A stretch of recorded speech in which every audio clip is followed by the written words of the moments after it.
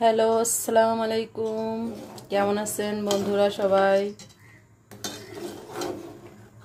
বিকাল হলো, ভাবলাম কি রান্না করব অথবা কি নাস্তা বানাবো বিকালের জন্য। এর জন্য নিয়ে আসলাম একদম গ্রামের খাঁটি গরুর দুধ। 1 লিটার বসায় দিলাম এখানে। আজকে রান্না করব হলো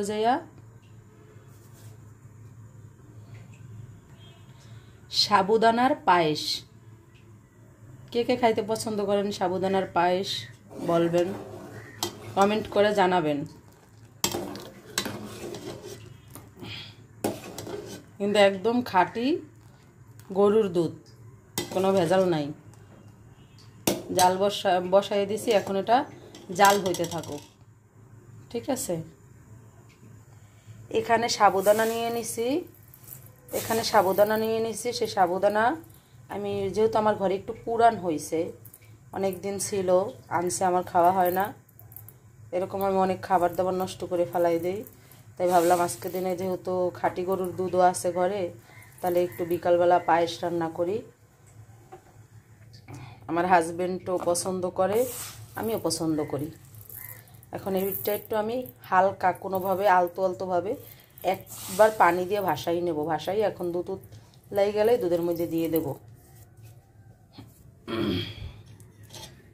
দুধ এই যে উতলাইয়া গেছে, এখন সাবুদানাটার একটু পানিতে ভাসাইয়ে তারপরে দিয়ে দেব। এই যে সেই সাবুদানা দিয়ে ভালো করে একটু ক্লিন করছি 1-2 বার, কারণ সাবুদানা তো বেশি সময় পানিতে রাখলে কেমন গলে যায়। এখন আমি এটা গরম দুধের মধ্যে দিয়ে দেব।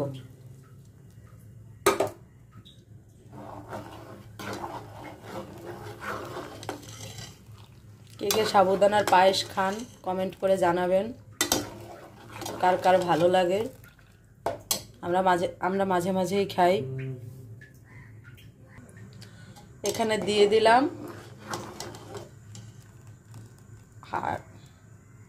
স্বাদ মতো লবণ, চিনি দেব আরও পরে, ঠিক আছে।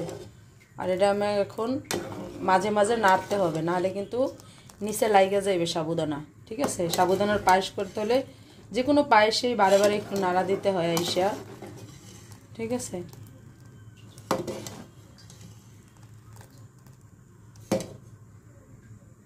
এখানে আমি দিয়ে দিলাম 2 টুকরো দারচিনি, একটা এলাচ আর একটা তেজপাতা চিড়ে। যদি পায়েস রান্না করতাম তাহলে আমি এগুলো কিছু দিতাম না, কারণ পোলার চালের একটা সুন্দর ফ্লেভার, ওটাই চলে। আপনাদের মনে চাইলে সব কিছুতেই দিয়ে খেতে পারেন। এখন মিডিয়াম আছে, একটু পরপরে আইসা নাড়াচাড়া করবো। বেশি আস না, একদম মিডিয়ামও না, লো না, তার মাঝামাঝি থাকবে। সাবুদানা হইতে সময় লাগে না, কিন্তু এই যে দুধ এত পাতলা তো আর রাখবো না, ঘন করব। চিনি দেব।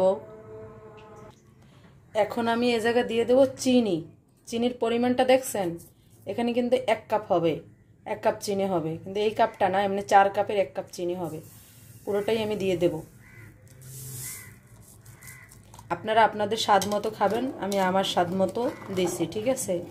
যে যেমন মিষ্টি খাইতে পছন্দ করেন ঠিক তেমন দেবেন। এখানে কিন্তু একটা 4 কাপ, এটা তো দেখেন একটা 4 কাপের 1 কাপ চিনি দিছি। এখানে কিন্তু ফুল 1 কাপ হবে না, মানে এটা ফুল ভইরা আমি কিন্তু দেই নাই। সবচেয়ে বড় কথা হয়েছে যে আপনারা আপনাদের স্বাদ মতো দেবেন। আমি আমার স্বাদ মতো চিনি অ্যাড করে দিছি।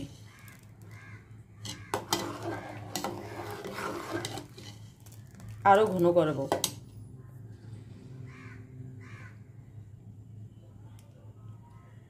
খাঁটি গরুর দুধের সাবুদানার পায়েস। পায়েস মানেই গুঁড়া দুধ লাগবেই, তাই আমি এখানে 1 কাপ গুঁড়া দুধ দিয়ে দিলাম। চিনি দিছি যেই কাপ দিয়ে, ওই কাপ দিয়ে আমি 1 কাপ গুঁড়া দুধ দিয়ে দিলাম। পায়েস মানে গুঁড়া দুধ যদি না দেই, তাহলে জানি পায়েসের স্বাদটা জানি কেমন পাই না, আর অপূর্ণতা রয়ে যায়।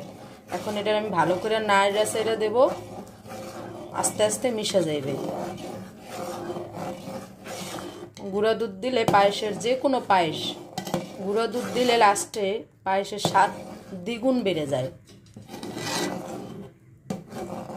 একটু এখন আমি ভালো করে নাড়াচাড়া দিয়ে আসতেছি। এখানে পায়েস রান্না প্রায় কমপ্লিট। দেখছেন কতটা ঘনত্ব হয়েছে। যে যেখান থেকে ভিডিওটা দেখতেছেন, যদি ভালো লাগে তাহলে ভালোবেসে সাবস্ক্রাইব করে দিয়েন, শেয়ার করে দিয়েন, বোনটার পাশে থাইকেন। সাবুদানার পায়েস রান্না করা কেমন হয়েছে জানাবেন। যে একটু দেখা যায় মাঝে মাঝে গুলটির মতো, এটা হলো যে গুঁড়া দুধ এখন কিছুটা একটু আস্তা আছে, ঠিক হয়ে যাবে। এখন আমি দিয়ে দেবো এখানে কিশমিশ, গিয়ে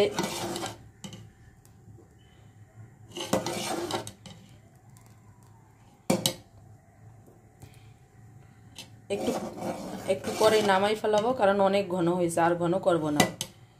খেতে কিন্তু অসাধারণ হয়েছে, কারণ আমি লবণ দেখছিলাম, মানে মিষ্টি দেখছিলাম, যে গুঁড়া দুধের চাটা এখনও দেখা যায়, ওগুলো যাবে না আস্তে আস্তে। কে কে পছন্দ করেন সাবুদানার পায়েস রান্না?